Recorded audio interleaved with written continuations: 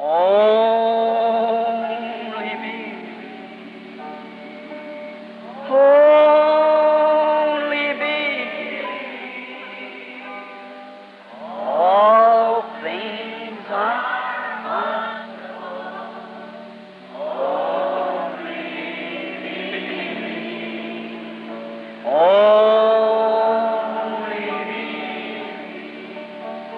Only me. All things are possible. Only.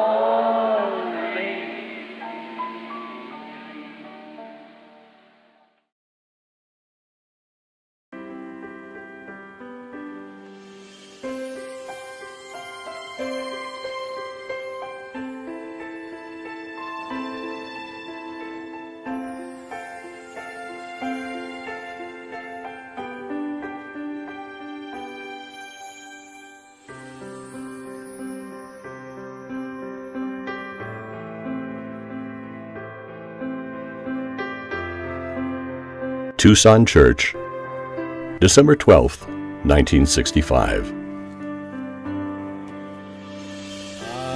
Brother Branham presides over his last service, and also a last public appearance, and his last sermon. During this farewell preaching titled Communion, Brother Branham drops some strange words. Knight's a man with a sword. Aren't you happy that Christ has the keys to open the door called death? He will guide my passage on the river. One day I must arrive at this gate, and I will be wrapped in the dresses of righteousness. He will call me from the dead. He promised it, and I believe it.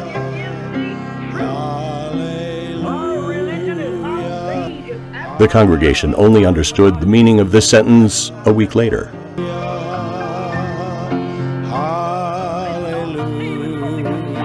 The meeting of communion took place here in this ancient Jewish temple.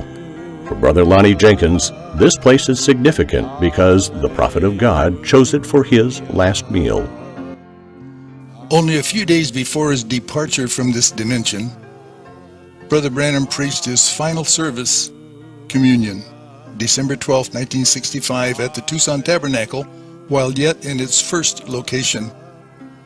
The building was originally the first Jewish temple in Arizona, called the Stone Avenue Temple, or Temple Emmanuel. It was incorporated March 20th, 1910.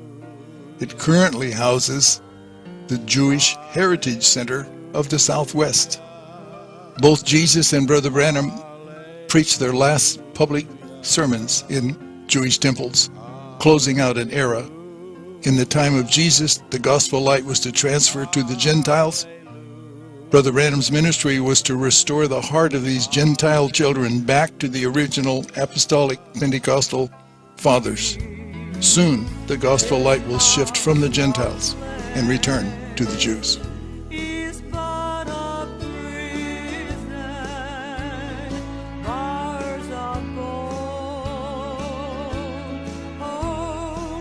This brother here also gives us his testimony concerning this last service of farewell.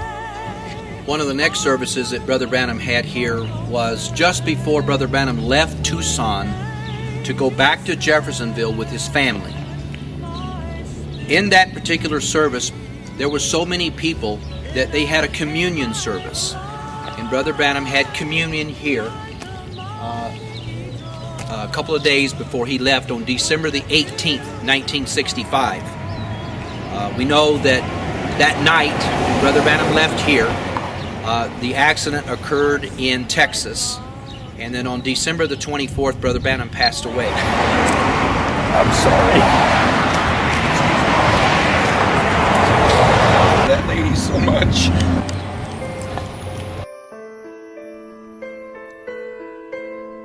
It was probably 3 years since the prophet Branham left his Jeffersonville home to settle here in Tucson under the Lord's recommendation. It's Peary Green, the head of this church where William Branham preached his last sermon. Is that I found the building without Brother Branham telling me. Now, he said that the other brothers, the reason they wouldn't start one is because they would find a building and they'd come and say, Brother Branham, is this where we're supposed to be? Well, he had told the pastors in this city he wouldn't start a church. That's the reason on the tapes from Shreveport, he says, I didn't start the church in Tucson. Brother Green did. Brother Branham had to do that to keep his word to the pastors in his city. But you see, if you want to be negative about it, you can say, well, Brother Green said that, Brother Branham said that wasn't his church. He didn't start that church. It's just according to your mental attitude about it. But I took it because Brother Branham told me I followed the leadership of the Holy Ghost. And I'm going to tell you this, anytime you do what the Spirit of God tells you to do, there's going to be opposition to it.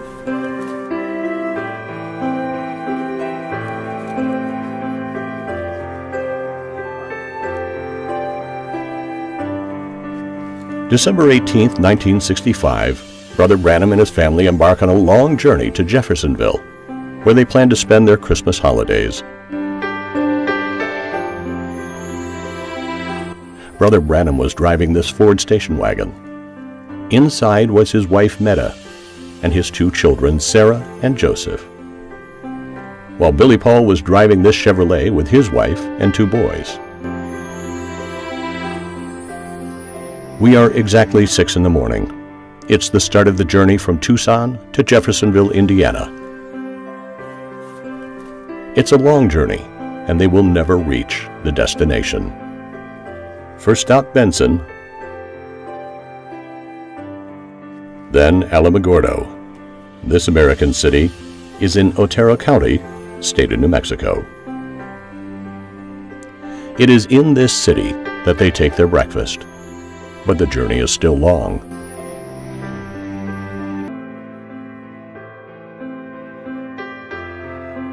Before dark, they reached Clovis, still in the state of New Mexico. This stop is important because it will be the last before the fatal destiny. While the whole family is at the dinner table at the small restaurant in Clovis, Brother Branham remains in the car before finally deciding to join the family at the last minute, and this time he will take just a small, very light dish, and it will be Brother Branham's last meal. Upon leaving the restaurant, Brother Branham orders his youngest son, Joseph, to ride in Billy Paul's car. William Branham and his family leave Clovis and resume their journey.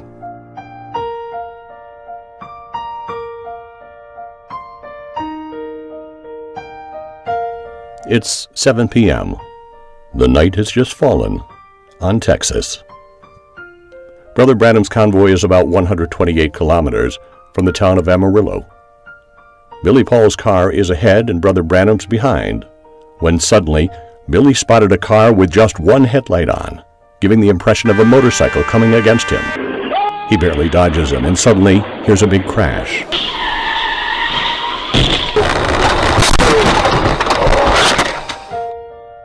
It's the collision. The inevitable has just happened. An older model 1961 Chevrolet, driven by a drunk boy of about 17 years, has just hit the car of the prophet. The accident is serious. Brother Branham finds himself between life and death, his head passing through the windshield, his left arm and elbow stuck in the door, and his leg wrapped around the axis of the steering wheel. Meta, on the other side, found herself under the dashboard, on the right side of the car, almost dead.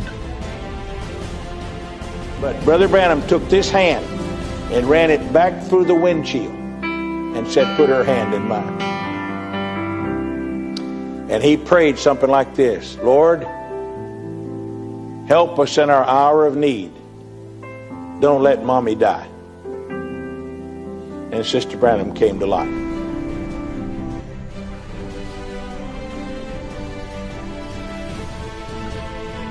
Meanwhile, Joseph, who was locked in the car, shouted loudly, and Brother Branham, in the midst of distress, lifted his head. While in heaven, a sign occurred, signaling that an important event just happened in the world. The ambulance evacuates the other casualties on the scene, but Brother Branham, on the other hand, remains embedded in his vehicle. It took 45 minutes to clear William Branham from the scrap.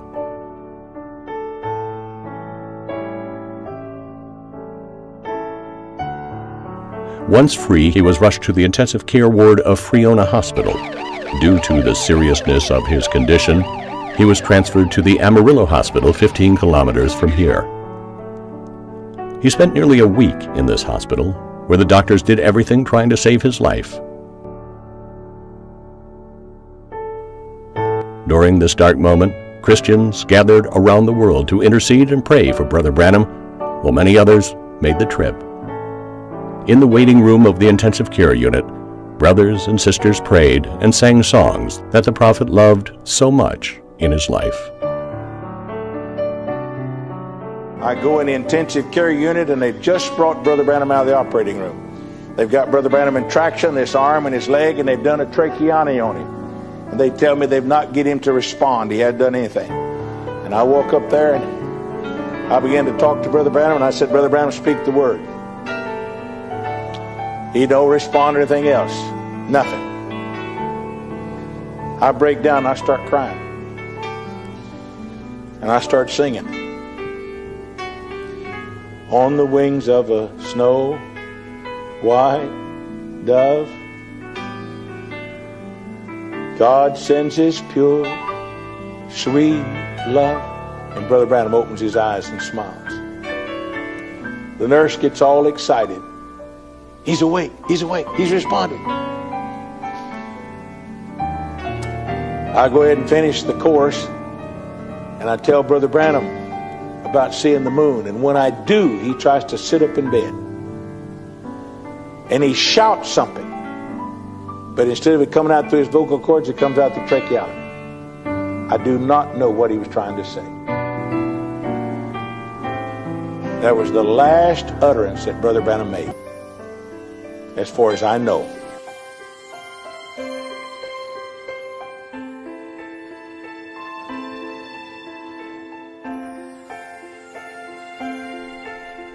It's Friday evening, December 24th.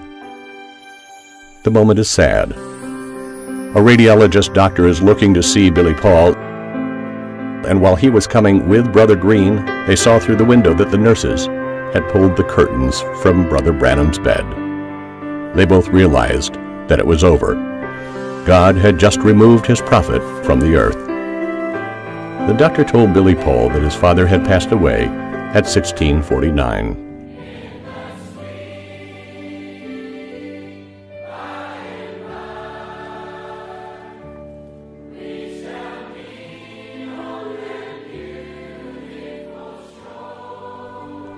It was Peary Green who brought the sad news to the brothers gathered outside. The sun had just set on the western sky, and an extraordinary sign was visible to the naked eye. The evening star, the moon, and the sun shone almost in the same way. The three heavenly bodies were so close to each other. He was born under a sign, and he died under a sign.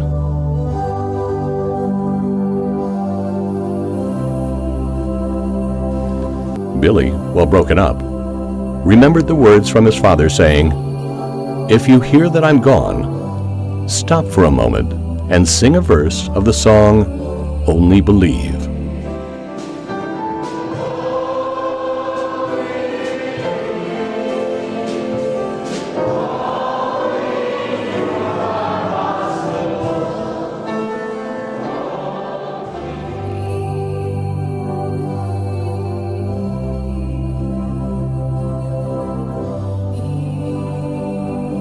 Thoughts and memories passed through the minds. The prophet is gone. What remains for the world besides the judgment? If you can believe the Sodom sign of Luke, is he from? William Marion Branham's body was transported to Jeffersonville, and Wednesday, December 29, 1965, was the day of the funeral. People came from everywhere, crying for the prophet of God who had been taken back to him. That day, the evangelist Tommy Osborne paid a heartfelt tribute to William Branham at the funeral. Right after that, Gordon Lindsay brought Brother Branham to Portland, Oregon, in the big city auditorium that seats 8,000 people. We sat in the third balcony. This gentle little man came out on the platform. He was like Christ to me. He spoke very careful. If you know that name, forget all the silly things that have happened in later years. But at the time that I knew him, he represented Christ to me. He preached tender but firm, and when he got through preaching, hundreds of people came and accepted Christ. I wanted to be able to do that. Then he called for the sick. Marvelous miracles took place as we watched. I had my second vision. I saw Jesus in that man.